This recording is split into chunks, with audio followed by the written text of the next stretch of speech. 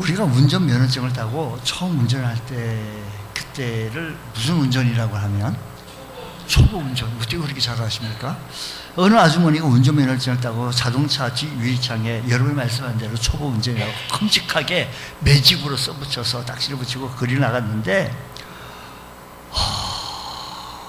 양옆에서 그냥 막 몰아치는 차들이 막 몰아쳐가지고 쩔쩔맵니다. 쩔쩔매. 그러니까 옆에 좌우 뒤 앞 이렇게 해서 그냥 빵빵거리면 아주머니는 이 무서워서 빨리 달리지도 못하고 천천히 처음 나가왔는데 화가 난 어느 한 운전자가 초보 아주머니에게 이렇게 말합니다. 추월하면서 한마디 합니다. 아줌마, 집에서 밥이나 하지 왜 차를 끌고 나와서 길을 막히게 하는 거야?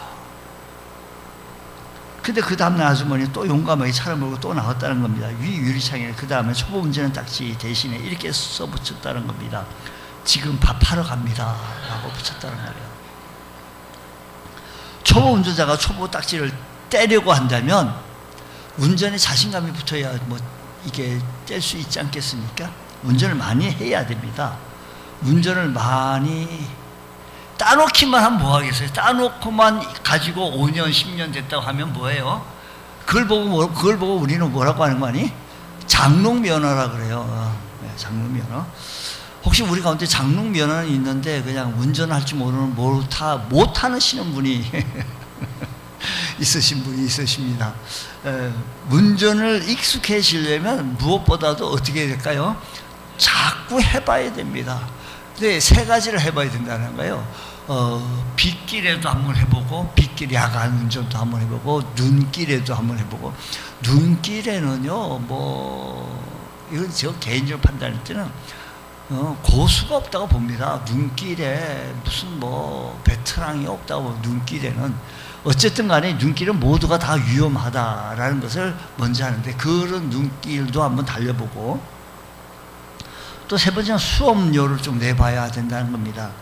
이 간단한 수업료라는 것은 접촉사고 같은 몇 번의 사고를 해서 보상비도 지금 하고 보험 처리도 조금 해보고, 한 가지 더 붙인다고 한다면 주차까지 할 줄 알아야 되는데, 처음에는 어째 갈 줄 알고 설 줄 아는데 어느 골목에 주차를 해야 되는데 주차할 수가 없어서 이 벽에다 부닥치고 저 차에 부닥치고 그냥 그런 경험이 있습니다. 어떤 집사님이 아파트 광장에서 빠져나오는데 옆에 차를 갖다가 이렇게 각도가 안 맞으니까 그냥 쭉 나오면 되는 줄 알고 무슨 이렇게 확 꺾어서 나오는데 옆에 차가 확 끼인 거예요. 그러니까 그것을 본 다른 사람들이 이 사람 붙잡았다고 빨리 연락하라고 그러니까 어쩔 줄 몰라 해가지고 한참 그 있었던 얘기를 저한테 한번 얘기하는데 얼마나 웃었던지 저도 한번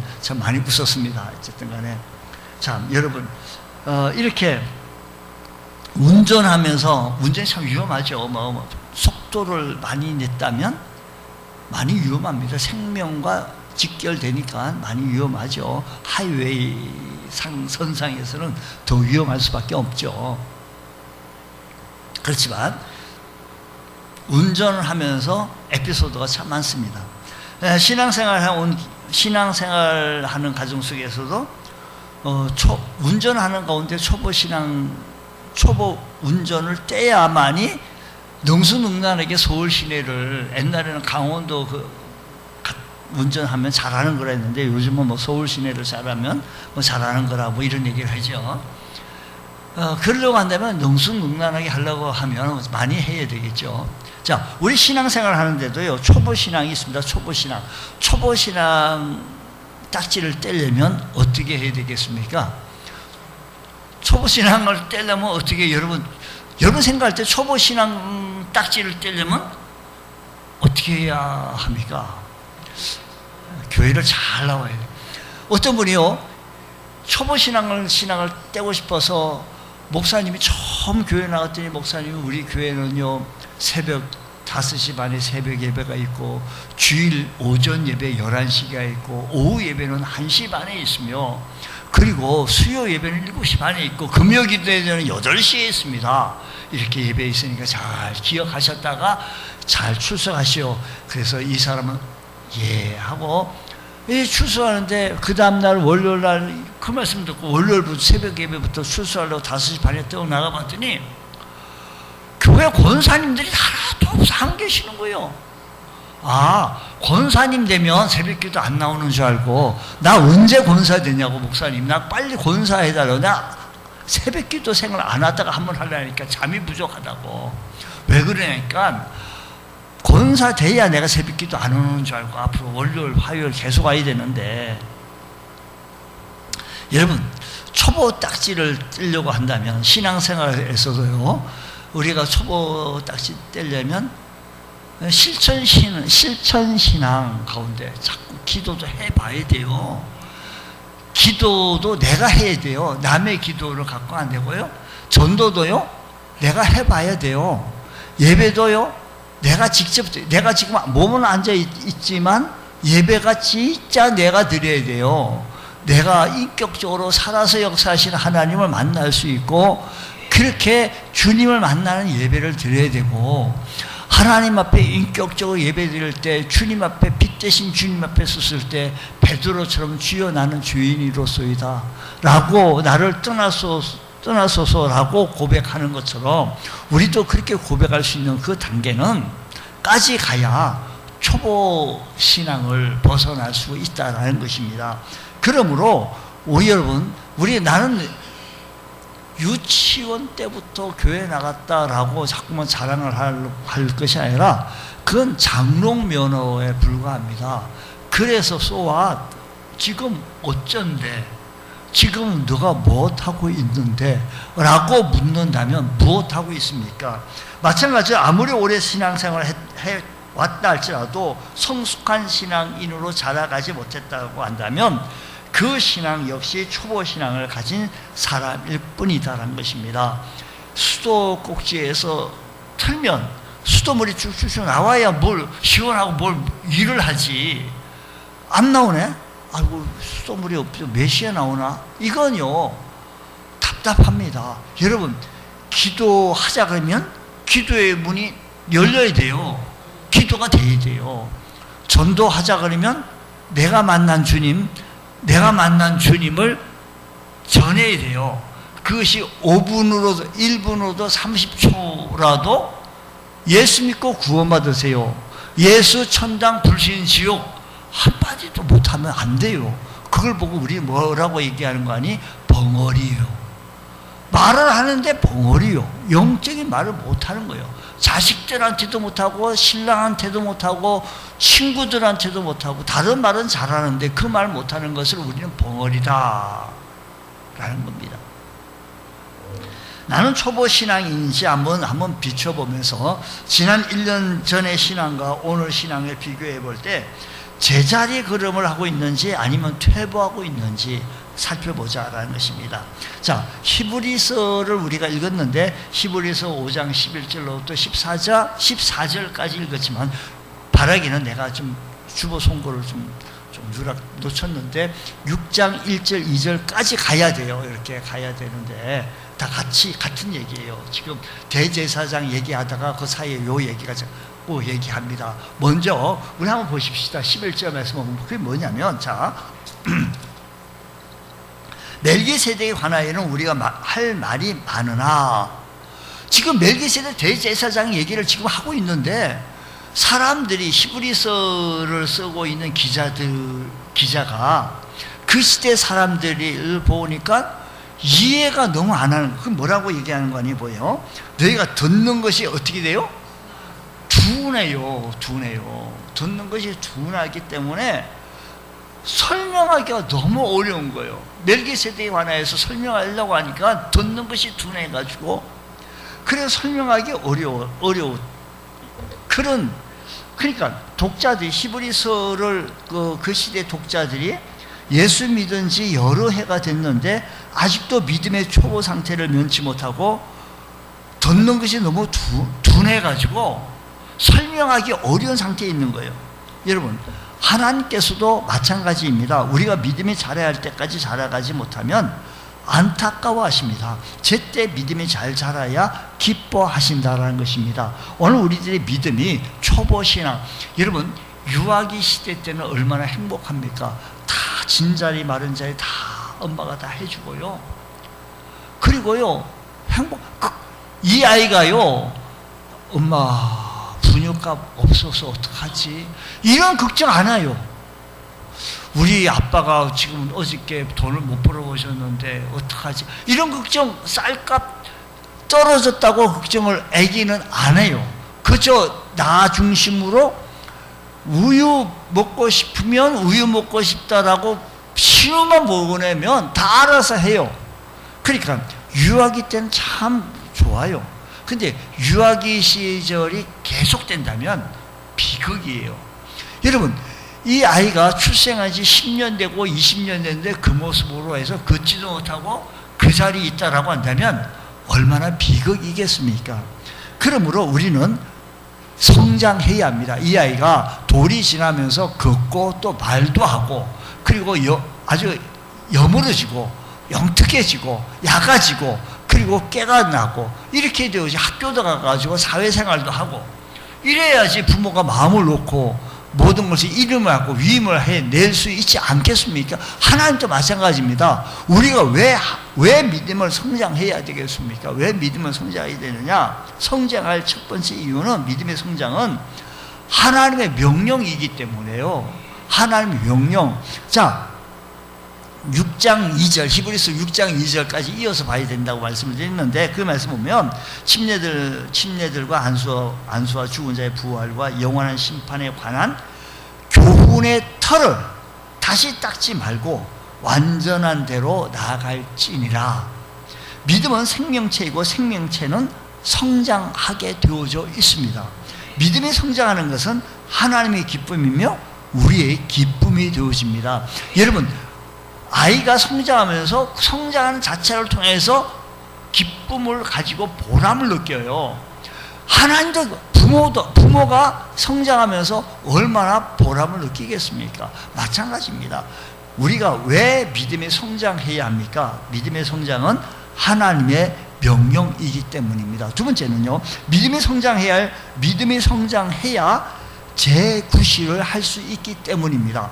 고린도전서 13장 11절에서 말씀하시기를 사도 바울은 고린도 교회를 향하여 말하고 있는데 고린도전서 13장 11절에서 말하기를 내가 잘 보세요. 여기 잘 보세요. 여러분 여기 다른 거 보지 마시고요. 제가 인도하는 대로 설교자의 인도 좀 따라와 주신다면 은혜가 되겠습니다. 자, 내가 어렸을 때에는 말하는 것이 어린아이 같고 그 다음에 뭐가요?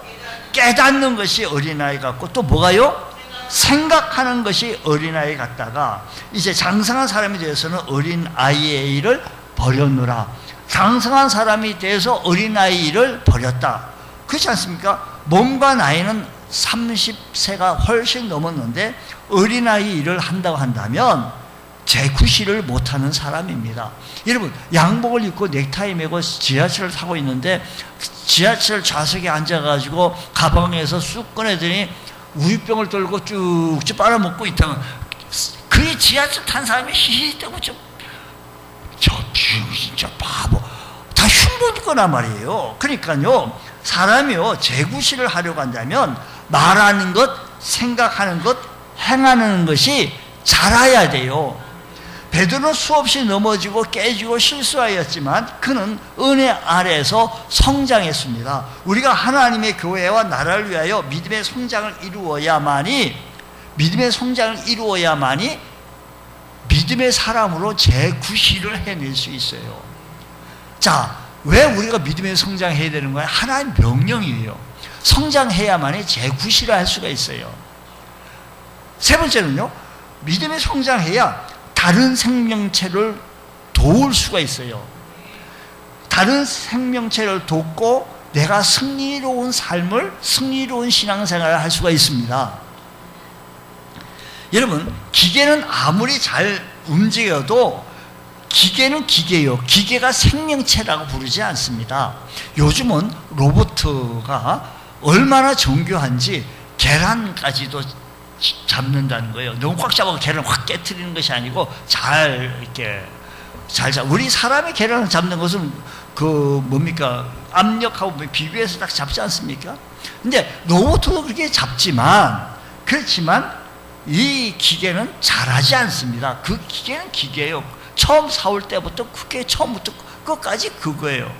여러분, 우리의 믿음이 건전지 넣어야만이 움직인다라고 한다면 이거 보통 문제겠습니까? 건전지 배터리 나갔다고 신호가 온다고 한다면 빨리 건전지 교환 이런 신호가 온다면 이건 생명체가 아니에요. 그러므로 자라는 믿음이어야 다른 생명체를 도울 수가 있고, 생명만이 생명을 잉태하고 건강한 생명만이 건강한 생명을 만들 수 있다라는 것입니다.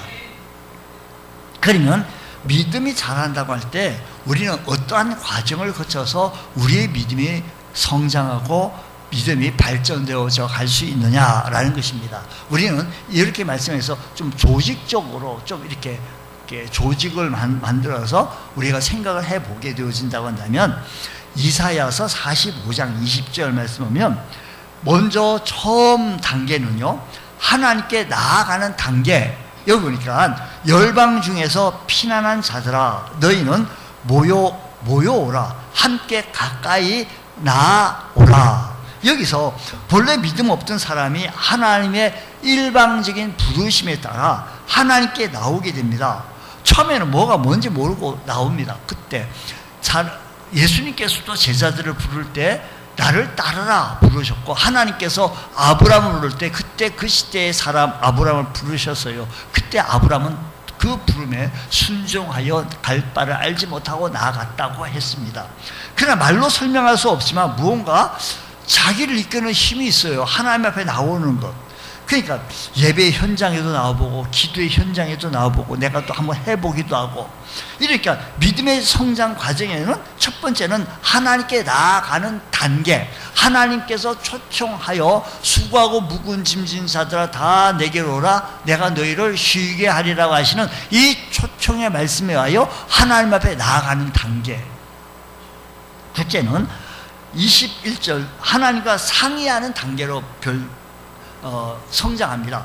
이제 하나님께 나왔는데 너희는 알리며 진술하고 또 함께 못하여 보라, 의논하여 보라는 거야. 함께 못하여 보라, 의논하여 보라.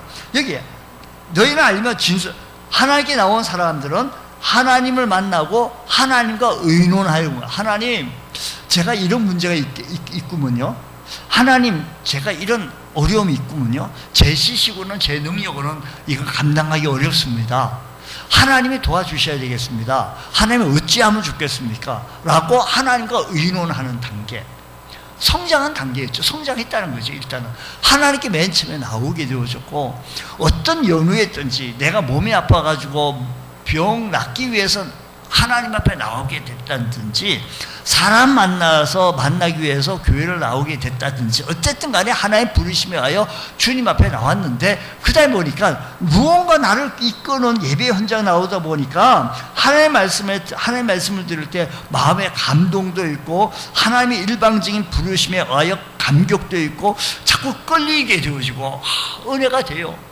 하나님의 위로하심도 얻게 되어지고, 그러다 보니까 여기 보니까 함께 의논하여 보라. 하나님과 의논하게 되어져요. 나와가지고 의논하는 거예요. 하나님께 기도 드릴 때 자기 기도를 드리는 겁니다. 하나님, 제가 우리 아들이 우리 딸이 지금 이러합니다. 우리 집이 이러합니다. 내 건강이 이러합니다. 내 문제가 이러합니다. 내 어려움이 이렇습니다. 라고 하나님께 의논도 해봅니다. 그래서 하나님이 어떤 분이신지 알게 되고, 주의 거룩하신 뜻을 펼쳐볼 수도 알게 되고, 주의 크신 뜻을 또 파악을 하게 되어집니다. 세 번째는 22절 말씀 보니까 하나님을 앙망하는 단계라 그러는데, 땅끝의 모든 끝이요 돌이켜 구원을 받으라. 구원받는 단계인데, 하나님과 교제하던 사람이 이제 본격적으로 하나님을 하나님의 은혜로 구원받게 되어지고, 여기서 하나님을 앙망한다는 것은 하나님을 바라보는 것입니다. 즉 세상 바라보던 것을 중단하고 이제 하나님을 바라보고 하나님과 의논하다 보니까 세상과 의논할 것이 아니라 하나님과 의논하게 되어지고, 사람 바라보던 것을 중단하고 하나님을 바라보게 되는 거, 하나님을 의지하게 되어지는 거예요. 그래서 너희는 이 세대를 본받지 말고 오직 마음을 새롭게 하여 변화를 받아 주님 앞에 온전히 서게 되어지는 겁니다. 과거와 달리 자기 중심적인 삶이 아니라 이제는 하나님 중심적인 삶으로 바뀌어지는 것이 믿음의 성장가는 모습이에요. 그러니까 그전에는 자기 중심이에요. 나 중심이에요. 내가 주인이에요. 내가 모든 것이에요. 내가 왕이에요. 근데 이제는 하나님 중심으로, 하나님이시라면 어떠하실까? 하나님께서 이러하시면 좋아하실까? 라고 생각해 볼 수 있는 것은, 하나님께서 하나님 눈치를 바라보고 하나님을 의식하는 단계로 성장했다라는 것입니다. 하나님과 함께하면서 이 세상에서 승리를 맛보게 되어질 것이다라는 것입니다. 그러면서 25절 말씀 보니까 이렇게 말합니다. 이스라엘 자손은 다 여호와로 말미암아 뭐예요? 의롭다함을 얻고 무엇하리라? 의롭다함을 얻고 무엇한다? 자랑한다. 하나님께 영광 돌리는 삶을 살게 되어지는데, 이제 믿음이 성장하다 보니까 나중에는 맨 처음에는 하나님의 부르심이 와요. 오다 보니 감격도 있고 나 혼자 예배도 드리며 기쁨도 있고 즐거운 시간도 갖다가, 그 다음에 성장해서 하나님과 의논도 해보다가, 그래서 하나님을 의지하고 자기 중심이 아니라 하나님 중심적인 삶을 살아나가다가, 그 다음에는 하나님 자랑하는 삶으로 바뀌어지는 거예요. 그러니까 자기를 통해 영광 받을 것인가만을 생각했던 사람이 이제는 하나님께 영광 돌리면서 만나는 사람마다 예수 얘기하고 만나는 사람마다 하나님 얘기하고 주의 복음 증거하기를 원하고, 그분이 나를 이렇게 변화시켰다고, 그분이 나에게 이런 은혜를 베풀어 주셨다고 우리는 하나님과의 관계의 관점에서 늘 이런 관계를 통해서 우리 믿음이 성장하기도 합니다. 그러면 우리 믿음이 계속 자라가려고 한다면 어떻게 되는가? 우리의 믿음이 자라도록 이끌어주는 것이 과연 무엇일까? 믿음의 성장 동력은 이것을 알아야 되는데, 먼저 말씀의 기초가 든든해야 합니다. 자, 이런 단계, 4가지 단계로 우리가 성장해 나가는 과정 속에서 믿음의 성장 동력이 말씀이어야 한다는 것입니다. 에너지가 내 안에 가지고 있는 것, 내 안에 들어온 것, 이것이 나갈 수밖에 없어요. 여러분, 나로서는 법적인 지식이 부족하면 법적인 전문가를 찾아갈 수밖에 없는 것은 그분이 가지고 있는 지식이 있기 때문에. 근데 우리가 하나님의 말씀이 내 안에 충만히 있게 되어지면 그 충만히 되어진 것이 나갈 수밖에 없어요. 그래서 우리는 말씀의 기초가 바로 되어져야 된다는 것입니다. 자, 히브리서 5장 13절 말씀 보십시오. 자, 우리 다시 한번 읽어보겠습니다. 히브리서 시작. 이는 젖을 먹는 자마다 어린아이니 의의 말씀을 경험하지 못한 자. 하나님의 말씀에 초월한 하나님의 말씀을 경험해 보지 못한 것을 말합니다. 하나님의 말씀을 경험해 보지 못한 것. 그렇습니다. 신앙생활 하다 보면 하나님의 말씀을 깨달아질 때가 있습니다. 하나님의 말씀이 내 삶 속에서 깊이 체험할 때가 있습니다. 바로 그때가 신앙의 초보를 벗는 거예요. 그러니까 오늘 우리들의 믿음이 자라는 것을 우리가 말씀의 기초가 되어져서 이 말씀 부여잡고 늘 기도도 하고, 말씀 부여잡고 하나님과 사귐도 있고, 말씀 부여잡고 주님과 동행하며 살아갈 때 하나님의 은혜가 우리의 삶 속에 충만히 머물게 되어진다는 것입니다. 여러분, 믿음이 자라는 것을 집 짓는 것을 비유하게 되어지는데, 기초가 튼튼하면 건물의 3층, 5층, 100층까지도 올릴 수가 있겠죠. 반면에 기초가 부실하면 건물이 와르르 무너질 수밖에 없습니다. 자, 마태복음에 보게 되어진 반석 위에 집을 짓는 사람이 있는가 하면 모래 위에 집을 짓는 사람이 있다라고 했습니다.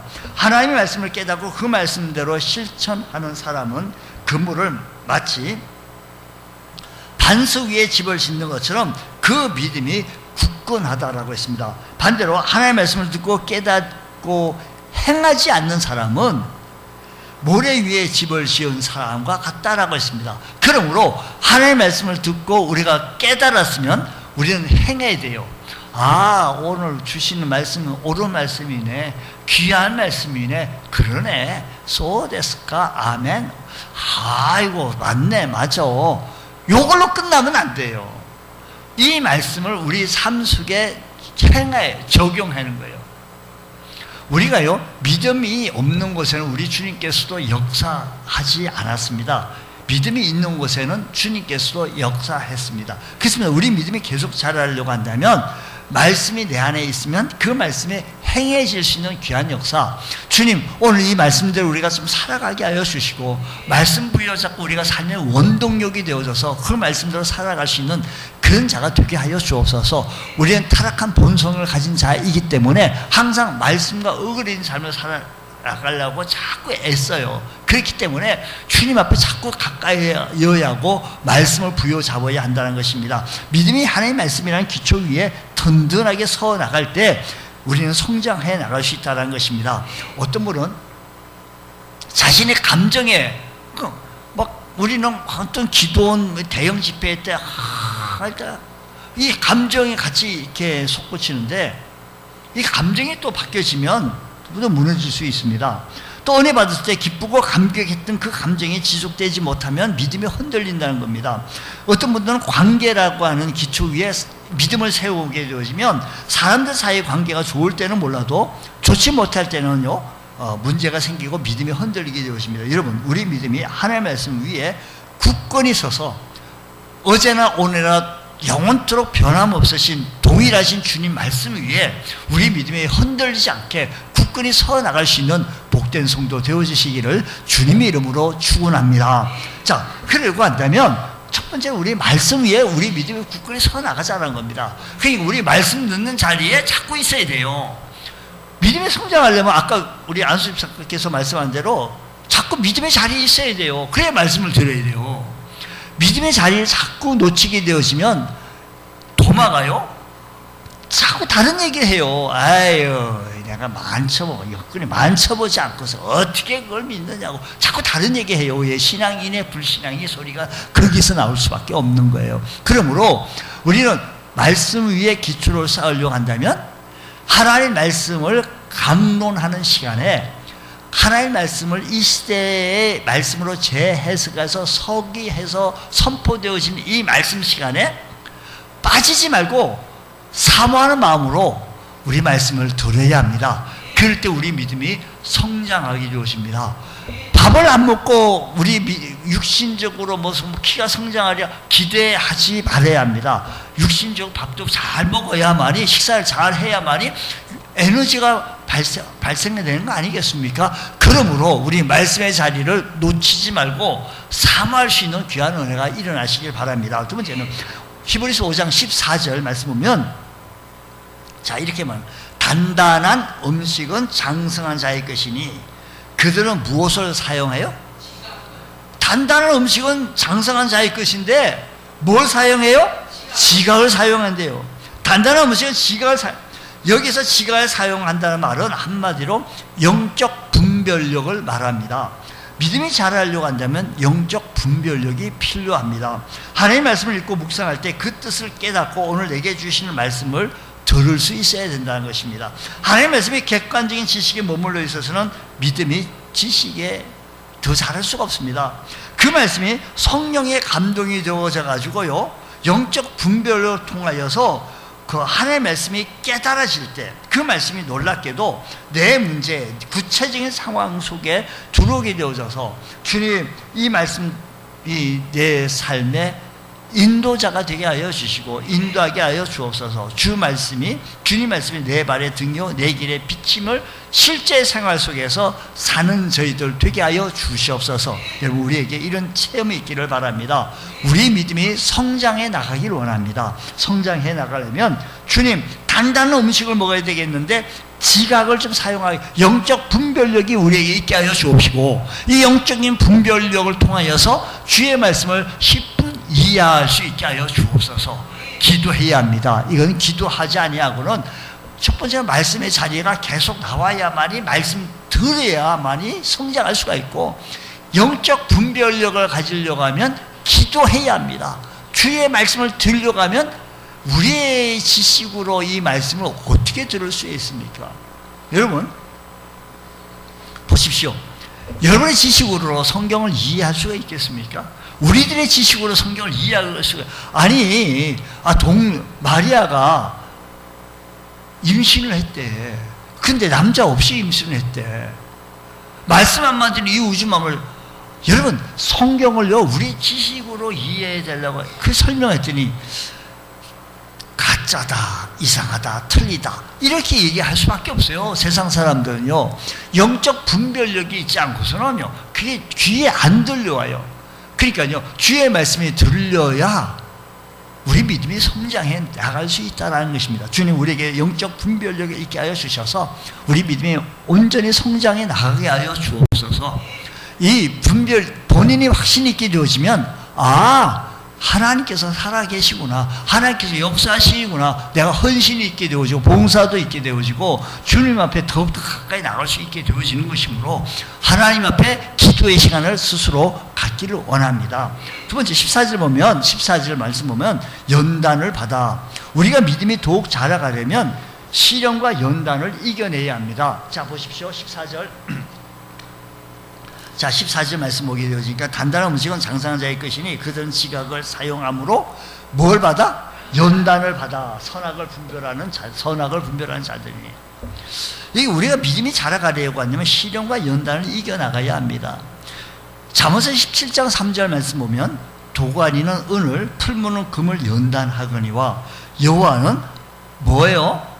여호와는 마음을 연단하느니라고 했습니다. 금을 더욱 정금으로 만들기 위하여 풀무의 연단이 필요하듯이 하나님의 백성들이 큰 믿음으로 자라가기 위해서는 연단이 필요합니다. 연단이 오면 우리는 우선 내가 겸손해져요. 내 잘못과 허물을 연단을 통해서 내가 보게 되어진다는 겁니다.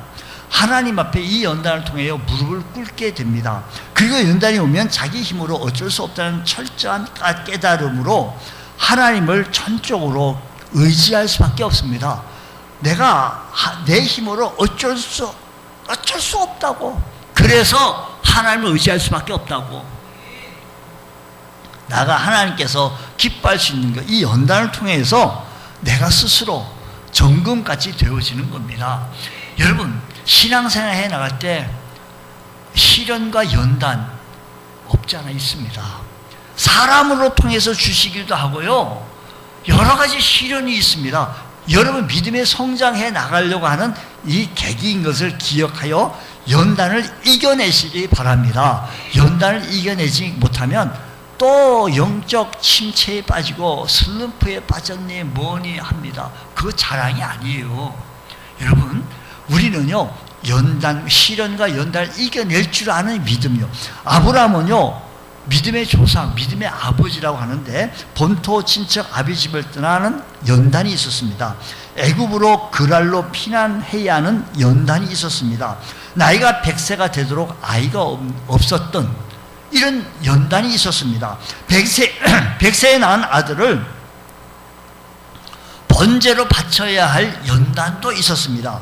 이 모든 연단을 아브라함은 잘 이겨냈습니다. 그래서 믿음의 조상이 될 수 있었던 것이지요. 여러분들이 시련과 미움을 이겨내야 믿음의 사람이라고 부를 수 있는 거예요. 여러분 나에게는 무엇이 약합니까? 목사님 또 물질 말씀하네. 그 시련과 그 물질에 약한 거예요. 시련과 연단을 이겨내지 못하는 거예요. 주일 성수하십시오 라고 하면 또 난 바쁜 사람, 내가 얼마나 바쁜데, 내가 얼마나 바쁜데 주일날 내가 할 게 많지. 그래서 주일 신앙을 못 지키는 거예요. 연단 하나님께서 우리에게 연단을 주십니다. 그 연단을 이겨내야 합니다. 그럴 때 우리의 믿음이 자라게 되어집니다. 그 연단을 피하거나 견디지 못하면 우리의 믿음은 흔들린다는 겁니다. 우리 믿음에 성장하려면, 우리 믿음은 성장해야 하는데, 우리 믿음은 성장하려고 한다면 시련과 연단을 이겨내야 합니다. 여러분, 어떤 분은 너무 게을러요. 하나님 앞에서 뭘 하면 너무 게을러요. 이 사람하고 약속하려고 그러면 아직도 약속한 시간에 아직도 집에 있어요. 내 나가려고 그러는데, 아니 12시에 만나자고 했으면 12시에 지금 나가려고 준비하고 있다는 거예요. 워낙 게으른 사람이 워낙 온 본성이 어떻게 출근하는지 학교는 어떻게 하는지 알 수가 없어요. 아이간요. 이 사람에게 뭐가 이 연단이 이 게으름의 연단을 이겨내야 합니다. 여러분, 여러분의 연단이요, 여러분의 시련이 어떤 것이 있습니까? 내가 어떤 부분, 이것만은 내가 안 했으면 그 부분이요 이겨내야 합니다. 그래야 여러분의 믿음이 성장한다는 겁니다. 여러분의 믿음이 성장하려고 한다면 내가 연약한 것, 내가 정말 귀한 거죠. 아브라함에게 있어서 가장 귀한 것은 독자 이삭입니다. 그 무엇보다도 독자 이삭은 너무 귀한 거 아닙니까? 눈에 넣어도 안 아플 그런 귀한 이삭인데 그걸 바치라는 거예요. 이런 연단이 어디 있겠습니까? 근데 이겨냈습니다. 여러분, 여러분들에게서 가장 소중한 것, 힘든 것, 어려운 것을 한번 이겨내 보십시오. 하나님 앞에. 그래야 믿음이 성장한다는 것입니다. 그러면 믿음의 진보를 이루기 위해서 어디까지 성장해야 되느냐? 우리 구주 예수 그리스도 닮을 때까지 성장해야 한다는 것입니다. 우리 하나님의 아들을 믿는 것과 아는 일에 하나가 되어 온전한 사람을 그리스도의 장사한 분량에 충만한 데까지 이르린다라고 했으니, 믿음이 성장해야 되는데 어디까지 성장해야 되는 거 아니?